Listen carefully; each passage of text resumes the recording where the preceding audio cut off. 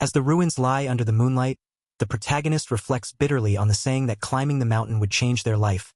Though death seems imminent, they admit their life has indeed changed, lamenting their failure to live up to the beautiful name they carry. In a desperate plea, they reach out, whispering a final prayer to God. A sudden warmth envelopes the protagonist, bringing an unexpected comfort that even tastes sweet. As they curl inward, a fleeting thought crosses their mind. Could this peaceful sensation be what people call heaven? Despite the calm, a lingering uncertainty remains. Despite the strange comfort, the protagonist is overwhelmed by boredom. Trapped in a body that refuses to move, they desperately wish for even the slightest control over their arms and legs. Suddenly, their feet drop with a soft plop, breaking the stillness and sparking a flicker of surprise. Suddenly overwhelmed by an intense brightness, the protagonist's fear surges as they scream out in panic. Their body is seized by a sparkling light, and they are forcefully thrown, caught in a whirlwind of dazzling energy. The protagonist is startled by the sudden brightness, and confusion floods their mind as they try to understand their surroundings. Desperately, they scream for help, their voice echoing into the void, hoping someone, anyone, can hear them. Determined, they resolve to shout even louder and stronger, yearning for their cries to reach far beyond their isolation. Exhausted and trembling, the protagonist admits their weariness and longing for rest. As they stumble forward, their eyes catch the shimmering water of a nearby spring, offering a glimmer of hope amid their struggle. Seeking a moment of peace, the protagonist approaches the clear spring, hoping the water will soothe their restless mind.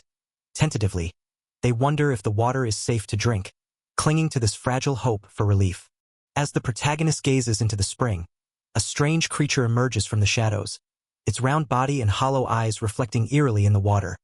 This unexpected presence stirs a mix of curiosity and caution, hinting at the mysteries hidden within this strange world.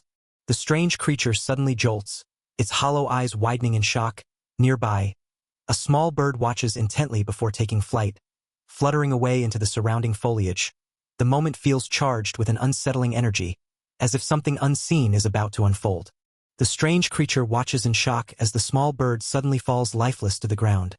Our hero rushes to check on the bird, concerned for its well-being as a chilling scream echoes through the air.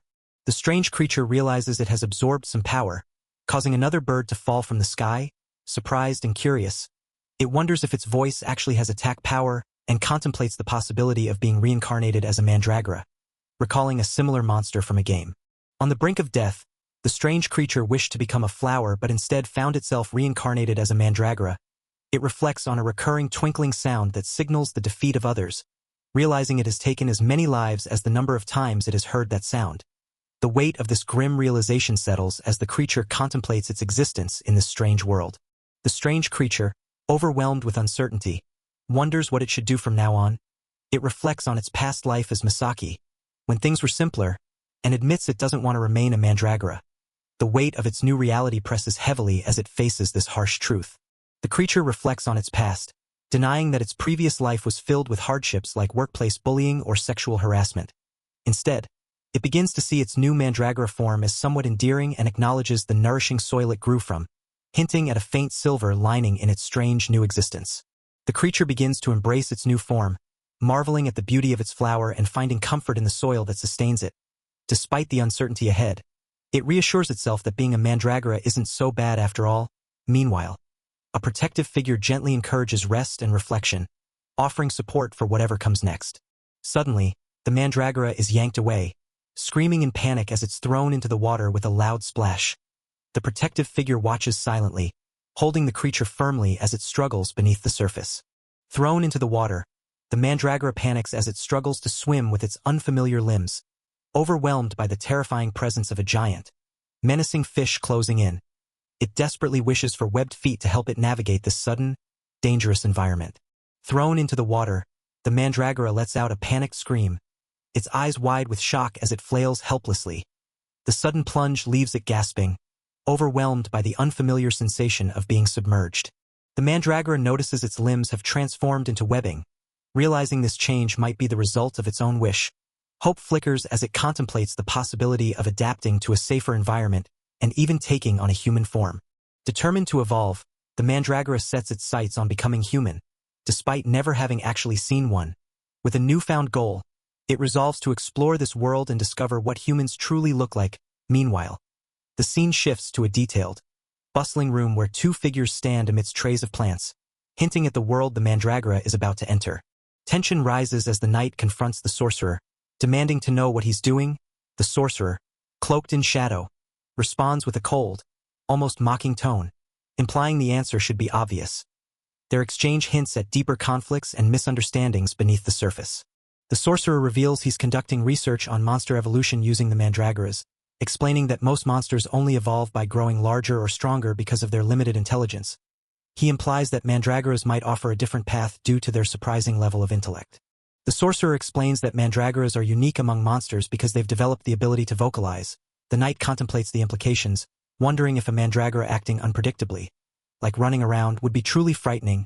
As they discuss, the two begin to imagine just how unsettling such behavior could be. The sorcerer laughs off the knight's skepticism, calling the idea of a running Mandragora surprisingly clever for a commoner. He eagerly expresses a genuine curiosity to witness such an evolution firsthand, holding the Mandragora pot with a gleam in his eyes. Meanwhile, the knight silently judges the sorcerer as definitely weird, unable to fully grasp his fascination. Introducing the enigmatic genius sorcerer, Nicholas, whose sharp gaze and mysterious aura hint at the extraordinary intellect behind his calm exterior. The first unit captain of the Holy Knight Order, Leonhardt, makes a striking entrance, announcing his arrival with confidence. Ritter is shocked to see him and demands to know why he's here. Leonhardt calmly replies that he's involved for the same reason as Ritter, believing himself the most suitable person for the matter at hand. The sorcerer coldly reveals that they know nothing about the matter, holding a mysterious flower with a serious expression. The knights, caught off guard, listen as the sorcerer demands they retrieve something important. One knight nervously protests, calling the sorcerer a harsh taskmaster. Leonhardt urges Ritter to calm down and commands him to harvest the Mandragoras he personally planted. Emphasizing that this mission is for the sake of the country and its people, Ritter, though reluctant, is reminded of the high expectations placed upon him as the ideal knight. A cheerful Mandragora bursts with excitement, dreaming of having an amazing figure if it were a woman's body. Meanwhile, the knights rush forward, startled by the sudden roar echoing through the area. A knight excitedly claims to have seen a really sexy Mandragora rush past them, sparking disbelief from the others. The protagonist questions if they're imagining things, while the group tries to stay focused on completing their mission quickly. The protagonist notices strange sound effects, twinkle twinkle and ping, emanating from the Mandragoras, sparking curiosity about their meaning. They wonder if these sounds signal defeating enemies or wishes coming true, imagining a status screen like in a video game. Despite the confusion, the mystery behind these sound effects remains unclear. The protagonist discovers that the Mandragora has evolved into a powerful variant, with impressive stats and deadly abilities linked to its dragon blood. The Mandragora itself excitedly remarks on its newfound ability to speak properly and its gradual transformation into a more human-like form, marveling at the process as if it were a game. Embracing its evolution, the Mandragora confidently prepares to face what lies ahead. The Mandragora eagerly contemplates enhancing its appearance, imagining thin vines as hair and refining its body shape. Confident in its progress, it decides to check its reflection in the water mirror, curious to see how much it has changed. The Mandragora gazes into the water, but the reflection staring back is a haunting, monstrous visage with writhing tendrils and hollow eyes. The unsettling image evokes a deep, primal fear, revealing the darker side of its transformation. The Mandragora excitedly declares progress toward becoming human but quickly realizes its evolution points have decreased. It contemplates how to improve its clay-like face and wonders if it can develop a skill. Deciding to take a break, it finds comfort in resting inside the soil, feeling calm and at ease. Suddenly, a terrifying force crashes down, causing the Mandragora to scream in agony as its face begins to crack and crumble. Despite the intense pain, it notices that the goblins nearby remain alive, even after hearing its desperate cry. The protagonist realizes their voice has no effect on the creature. Identifying it as a zombie, deciding to take a more direct approach, they resolve to bite the zombie, only to immediately regret it as the taste is horrendous. Meanwhile, they feel a strange discomfort and notice odd warts growing on their body, pondering the state of their flowers. In shock, the protagonist realizes that biting the zombie caused an eye to sprout on their body. They examine the new growth closely, amazed at how lifelike it looks. Determined, they prepare to experiment with making a proper face by growing an eye in the empty socket and crafting an eyelid to seal it. The protagonist proudly announces the completion of their facial creation, having carefully crafted eyebrows, eyelashes, a well-defined nose, and soft, glossy lips using vines. They stand confidently, showcasing their fully formed face, eager for recognition of their accomplishment. As the protagonist stands tall, their newly crafted face radiates a breathtaking beauty, surrounded by blooming flowers and fluttering birds. They exhale a triumphant breath, their expression filled with awe and pride at the miraculous transformation they've achieved. The air sparkles with magic, highlighting the stunning harmony between nature and their creation. The protagonist marvels at their new form, acknowledging that while the flower atop their head looks unnatural, they now resemble a human more than ever. Confidently, they declare this transformation will allow them to enter human settlements. With hope shining in their eyes, they look forward to a quiet, peaceful life just a little longer down the road. The two warriors examine a desolate battlefield littered with monster corpses. Their expressions tense. One points out the black stains on the chests of the fallen, concluding they likely died from a curse. Despite their search, they confirm that the target they seek is not among the remains.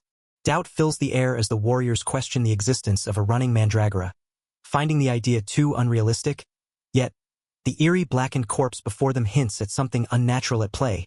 Resolving to report their unsettling discovery to Sir Sorcerer, they prepare for what lies ahead. The knights prepare to part ways, with a warning to be cautious of monsters that wield curses. Ritter is entrusted with reporting back to the sorcerer, while Leonhard is tasked with continuing the mission. Both acknowledge the gravity of their responsibilities as they steel themselves for the challenges ahead. Leonhard expresses concern for Ritter's well-being, reminding him not to overexert himself despite his immunity to curses. He also decides to investigate the strange mandragora Ritter mentioned, determined to uncover more about the mysterious threats they face. Leonhard praises Ritter as the ideal knight, acknowledging the noble duty to protect others even at the risk of one's own life.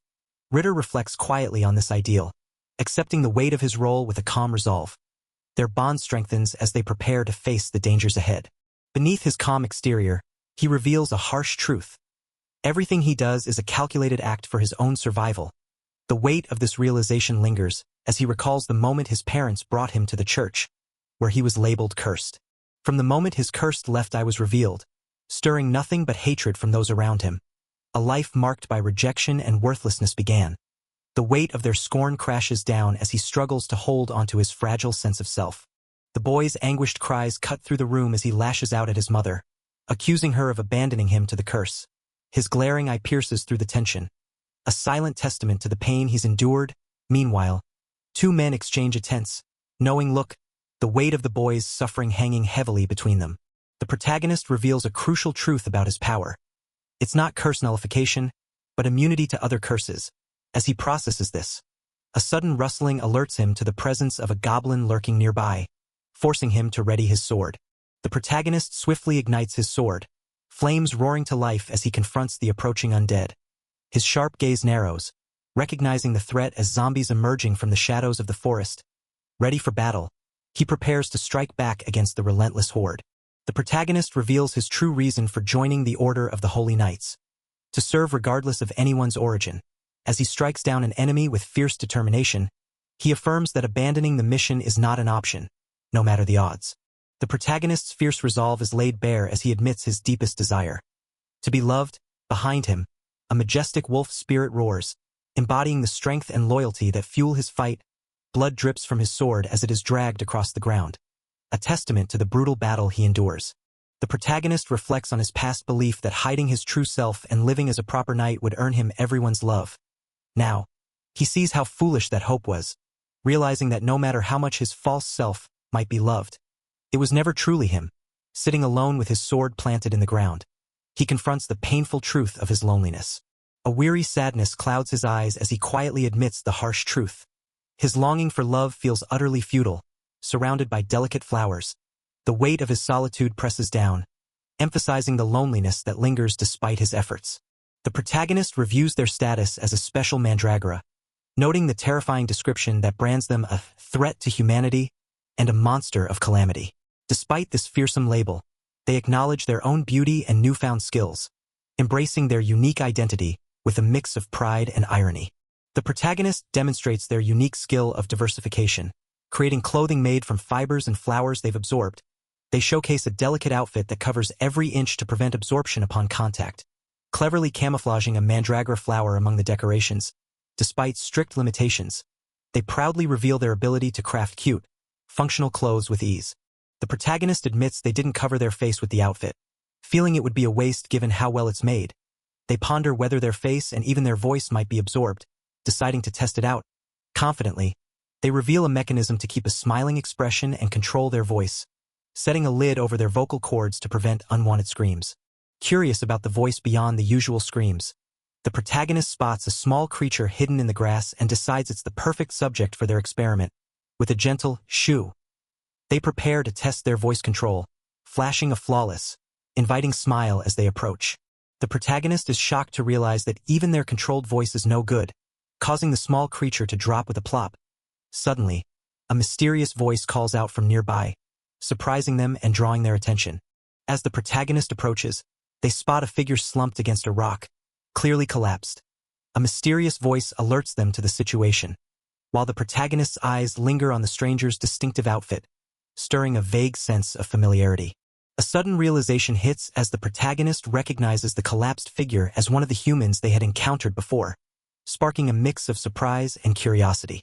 The protagonist assesses the injured man, realizing he won't survive if left alone but hesitates, fearing what might happen if the man discovers their true identity. Torn between compassion and self-preservation, they decide to stay out of the conflict, convinced their life holds little value anyway. The protagonist reflects bitterly on the cruel fate of the fallen man, seeing a painful parallel to their own death in a past life. As they look on, a mysterious figure adorned with an elaborate floral headdress approaches, adding a new layer of intrigue to the somber moment. Despite their earlier hesitation, the protagonist's resolve strengthens as they quietly vow to save the injured man. They begin by focusing on the immediate task, closing the wound, while contemplating the herbs they've gathered to create a healing medicine. The protagonist prepares to administer the rare full recovery elixir by pooling it in their mouth, agonizing over how to give it without alarming the injured man. Deciding to let the medicine drip from their eyes disguised as tears, they quietly begin the delicate process, determined to help despite the awkwardness. The injured man slowly opens his eyes, and the protagonist, still holding him gently, asks if he's awake. Noticing his gaze, she realizes his eyes are two different colors, deepening the mystery surrounding him. As the protagonist studies him closely, she notices the striking charm in his mismatched eyes and realizes that beneath the mystery, he is incredibly handsome. The wound seems to have already closed, a silent testament to the power of the rare elixir she administered. Despite her awe, she wishes she could create something of such remarkable quality herself. Relieved, she reassures him that he's okay now, her calm presence a soothing balm after the ordeal. The injured man begins to regain composure, his expression softening as the tension eases between them. Though their paths may never cross again, she offers a heartfelt plea, hoping he won't suffer the same fate as her. As she walks away, the wounded man remains seated, a silent figure amid the peaceful surroundings. Her final wish is for him to return home safely, carrying a quiet resolve in her eyes. A mysterious figure senses a human presence and initially assumes it must be a monster. But as the realization dawns, doubt creeps in. The figure, shrouded in an ethereal aura, questions if this arrival is meant to deliver the final blow. As the mysterious figure watches from a distance, a quiet determination settles in. This moment marks the limit of their resolve. Meanwhile, the close-up reveals a tender, tearful exchange between two souls, their emotions raw and unspoken. The faint scent of flowers lingers, adding a bittersweet fragrance to the charged atmosphere. Tears glisten in her eyes as she gazes upward, adorned with an elaborate floral headdress that mirrors the delicate beauty surrounding her. The quiet admiration in the air speaks volumes. She truly is an incredibly beautiful woman. The protagonist is captivated by the woman's serene beauty, likening her to a true goddess. Despite the curse in his eyes, she remains unfazed, her gentle gaze filled with quiet strength. He contemplates that if this is how it ends, it might not be so terrible after all. The protagonist awakens in an unfamiliar place, bewildered to find his fatal wounds mysteriously healed. As he struggles to understand this impossible recovery, a sudden realization dawns on him. Someone must be behind this miraculous healing. The protagonist questions if his recovery was just a dream, but quickly dismisses the thought. He detects the faint scent of a monster repellent, confirming that someone truly saved him. Despite the curse in his eyes, he's certain the mysterious savior witnessed it all. Tears well up as he recalls her crying for his sake, leaving him to wonder if she might truly be some kind of goddess. Despite the overwhelming emotions, He resolves to set those thoughts aside and focus on returning to deliver his report. If this wasn't just an illusion, then he hopes fate will bring them together once more. The memory of that mysterious figure lingers in his mind, a silent promise of a future encounter. As night falls and darkness envelopes the path, she reflects on the quiet solitude around her. No streetlights, just the natural world under the moonlight. Though relieved to have found a way forward, the deepening night brings a sense of uncertainty. Though she's unbothered by the darkness thanks to her monstrous nature, she admits that anyone else would be terrified in such a place. She wonders if carrying a light might make her presence seem more natural. Even as her mandragora eye allows her to see small creatures moving in the distance. Determined to hide her strange growths before meeting anyone, she painfully rips the plant-like protrusions from her arm. Despite the searing pain, she accepts it as part of her body and uses her evolution points to activate pain nullification, hoping to manage the discomfort better. She reflects on how her evolution happens spontaneously whenever she makes a wish, but her attention is suddenly caught by a small, sleeping dog nearby. Surprised and curious, she quietly exclaims to herself, "A dog?" Under the moonlit sky, the protagonist discovers a worn-out puppy, weak and malnourished. Concerned, she gently picks it up, determined to care for it. With a spark of resolve, she decides to make the fragile creature her new pet. The protagonist contemplates how carrying a cute puppy might lower humans' defenses, but hesitates at the thought of performing mouth-to-mouth resuscitation on a wild dog. Despite feeling her humanity slipping away, she carefully administers an elixir to the puppy, determined to help it recover. Using a special ignition grass that bursts into flames when its fruit pops, she carefully starts a fire to warm the puppy, confident it will recover after a night's rest. She begins to ponder how to tame her new companion. The puppy stirs, slowly curling into a fetal position as it begins to regain strength. Suddenly, a shocked voice exclaims, realizing the creature was once a dog, revealing a surprising truth about the companion's true nature. The puppy suddenly awakens, much to the protagonist's surprise. Realizing it has fully healed, the heroine beams with joy, relieved that her preparations prevented any harm during her loud excitement. The newly revived companion looks up, recognizing the one who saved him. The once helpless puppy now sits up, transformed into a small humanoid with dog-like ears and a tail, expressing heartfelt gratitude with a soft, "Thank you, very much." Meanwhile, the heroine contemplates the possibility that he might belong to a rare race capable of shifting from dog to human form, weighing the risks of revealing this truth. The companion nervously explains that when he transforms into a wolf, his clothes always come off, leaving him embarrassed and apologetic. The heroine realizes he's not just a dog, but something more like a werewolf, and she tries to ease his discomfort. Seeing his embarrassment, the heroine gently offers to make clothes for him, holding out a garment with a warm smile. The companion, still shy and surprised, hesitantly reaches for the fabric, touched by her kindness. Their eyes meet, sharing a quiet moment of understanding and care. The heroine panics internally, realizing she just knitted clothes right in front of him and worries if he's discovered her secret. She contemplates whether to destroy the evidence, fearing he might have figured out she's a monster. Meanwhile, the companion looks at the garment with curiosity, asking how she made it. The companion's eyes light up with wonder as he excitedly asks if the clothes were made by magic, his curiosity sparking a new hope about the existence of magic in their world. The companion's eyes widen in realization as he connects the dots, accusing her of using magic to manipulate the plants. With a mix of awe and suspicion, he boldly declares that she must be one of the Mizoku, a demon race, and therefore a witch. The heroine, caught off guard, quietly repeats the word, processing his startling conclusion. The companion excitedly embraces the idea of meeting a witch from the demon race, expressing genuine happiness and curiosity. Holding a loofah, he asks if it's used for washing, while she quietly accepts his bold assumption, inwardly surprised at how easily she can play along without raising suspicion. The heroine embraces the witch persona with a graceful smile, acknowledging how convenient the role is. The companion, still in awe, nervously tries to address her as Lady Witch. As they sit by the fire, he introduces himself as Noel from the Beastkin tribe, curious to learn more about her true identity. When asked for a name, the companion panics, realizing he hadn't prepared one. He apologizes, explaining that demon race members only share their names with those they trust, and admits he knows little beyond hearsay since this is his first encounter with a real demon. The heroine listens thoughtfully, intrigued by his honesty. The companion reflects on what he's heard about the demon race. They live far longer than others and possess immense magic and wisdom. He shares how, For beastkin like himself, serving the demons is considered a great honor. The protagonist listens quietly, touched by his heartfelt words. Tears stream down the young beastkin's face as he reveals the tragic truth. A monster attacked his village, forcing him to abandon everyone and flee. The heroine, shocked by his sudden vulnerability, begins to understand the pain behind his tears. The young beastkin, still trembling from his past fears, looks up at the heroine with hopeful eyes, asking if she truly intends to help him.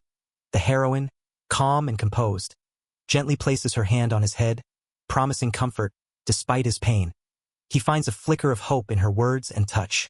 Despite the exhaustion from caring for the young beastkin, the heroine's gentle touch and warm smile bring a moment of peace. The child's surprised yet hopeful expression shows a growing bond between them. With a soft resolve, she suggests it might be the perfect time to share a meal together, deepening their connection. Wiping away his tears, the young beastkin finds the courage to move forward, determined not to be trapped by sorrow. The heroine offers reassurance, promising to lead the way back to the village, while he vows to do his best alongside her. Together, they set off toward the village, a symbol of hope and new beginnings. A chilling realization dawns as the young beastkin senses the bloodshed that has befallen the village.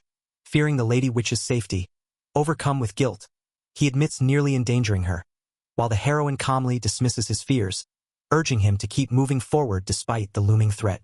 The heroine calmly instructs the young beastkin to wait behind, assuring him of her strength as she prepares to face whatever lies ahead alone. Despite his hesitation, he quickly understands and respects her resolve. Meanwhile, the scene shifts to the quiet, damaged village, hinting at the aftermath of the recent chaos. The heroine surveys the village ruins, piecing together the grim scene. A massive beast must have gone on a rampage, but no bodies remain, only bloodstains. She wonders if the villagers fought back or managed to escape. Suspecting that if anyone survived, they might be hiding inside the damaged building. Cautiously, she approaches the entrance, alert to any sign of life. As she steps inside, the heroine's eyes widen in shock.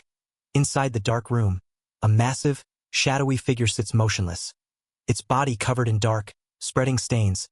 The eerie silence is broken only by the sound of the creature slowly chomping, while the heroine braces herself, ready for whatever this unsettling presence might reveal. The massive panda-like creature slowly turns its head, revealing sharp teeth stained with dark marks. Its unsettling presence sends a clear warning. This situation is far worse than the heroine had feared.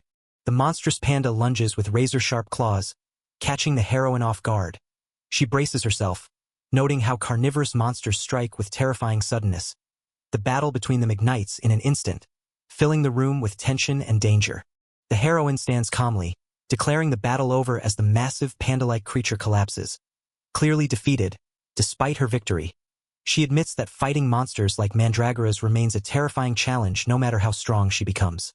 The heroine reflects on the fierce nature of the defeated panda-like monster, realizing she must quickly absorb its power to control it. A calm determination settles over her as she prepares to try something new, pressing forward with quiet confidence. The heroine tentatively absorbs the defeated monster's power through her face, noting its unexpected taste and the awkwardness of the process. Despite her efforts, she can't even give the creature a careless hug without consequence.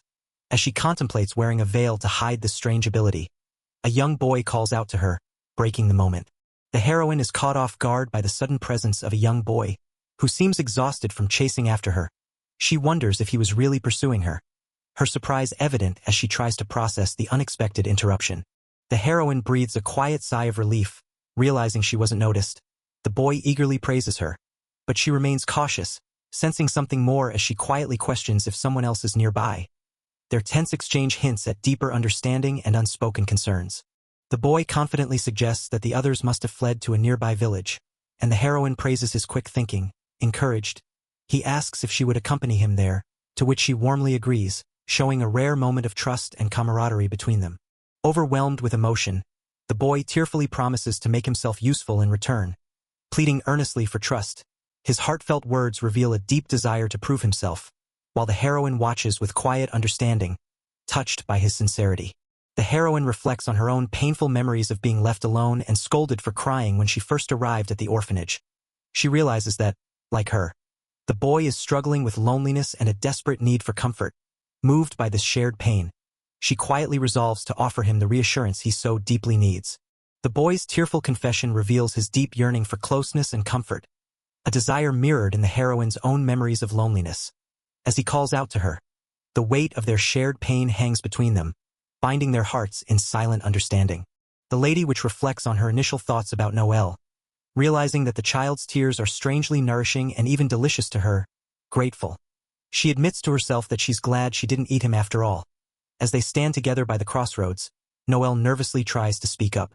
The boy nervously suggests giving the lady which a proper title, proposing the Witch of Flowers as a fitting name. He imagines her adorned in a dress surrounded by the scent of blossoms, a vision that seems to perfectly capture her essence. The lady which listens quietly, touched by the thoughtful and delicate gesture. The lady which warmly accepts Noel's heartfelt title, the Witch of Flowers, and promises to be introduced as such in the next village. Meanwhile, a somber scene unfolds elsewhere, where a young girl sits alone on the floor, her spilled bucket and downcast expression hinting at a quiet sorrow.